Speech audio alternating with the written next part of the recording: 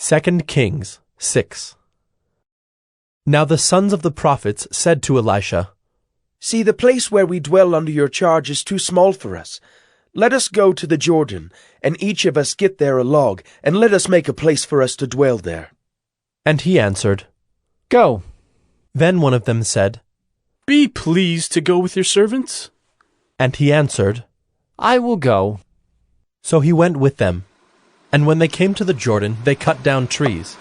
But as one was felling a log, his axe head fell into the water, and he cried out, Alas, my master, it was borrowed.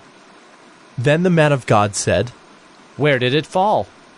When he showed him the place, he cut off a stick and threw it in there, and made the iron float. And he said, Take it up.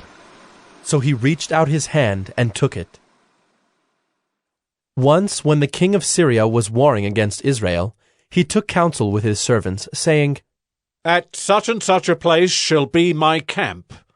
But the man of God sent word to the king of Israel, Beware that you do not pass this place, for the Syrians are going down there. And the king of Israel sent to the place about which the man of God told him. Thus he used to warn him, so that he saved himself there more than once or twice. And the mind of the king of Syria was greatly troubled because of this thing. And he called his servants and said to them, Will you not show me who of us is for the king of Israel? And one of his servants said, None, my lord, O king. But Elisha the prophet who is in Israel tells the king of Israel the words that you speak in your bedroom. And he said, Go and see where he is, that I may send and seize him. It was told him. Behold, he is in Dothan. So he sent there horses and chariots and a great army, and they came by night and surrounded the city. When the servant of the man of God rose early in the morning and went out, behold, an army with horses and chariots was all around the city. And the servant said, Alas, my master, what shall we do? He said, Do not be afraid, for those who are with us are more than those who are with them. Then Elisha prayed and said, O Lord, please, open his eyes, that he may see. So the Lord opened the eyes of the young man, and he saw, and behold, the mountain was full of horses and chariots of fire all around Elisha.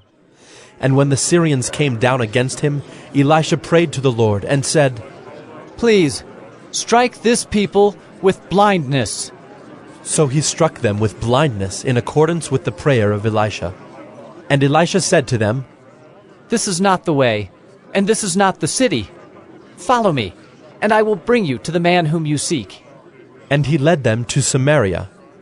As soon as they entered Samaria, Elisha said, O Lord, open the eyes of these men, that they may see.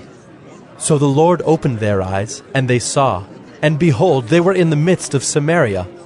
As soon as the king of Israel saw them, he said to Elisha, My father, shall I strike them down? Shall I strike them down?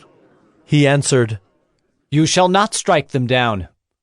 Would you strike down those whom you have taken captive with your sword and with your bow? Set bread and water before them, that they may eat and drink, and go to their master.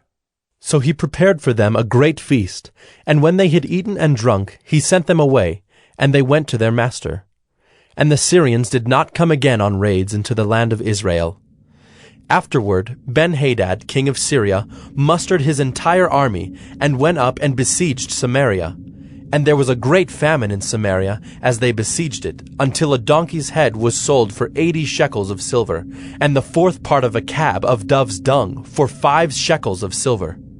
Now as the king of Israel was passing by on the wall, a woman cried out to him, saying, Help, my lord, O king! And he said, If the Lord will not help you, how shall I help you?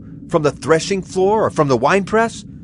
And the king asked her, What is your trouble? She answered, This woman said to me, Give your son, that we may eat him today, and we will eat my son tomorrow. So we boiled my son and ate him. And on the next day I said to her, Give your son, that we may eat him. But she has hidden her son. When the king heard the words of the woman, he tore his clothes.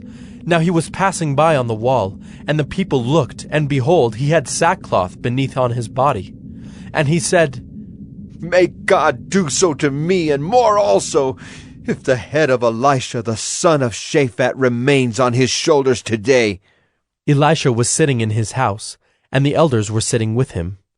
Now the king had dispatched a man from his presence, but before the messenger arrived, Elisha said to the elders, Do you see how this murderer has sent to take off my head?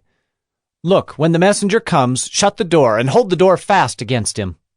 Is not the sound of his master's feet behind him? And while he was still speaking with them, the messenger came down to him and said, This trouble is from the Lord. Why should I wait for the Lord any longer?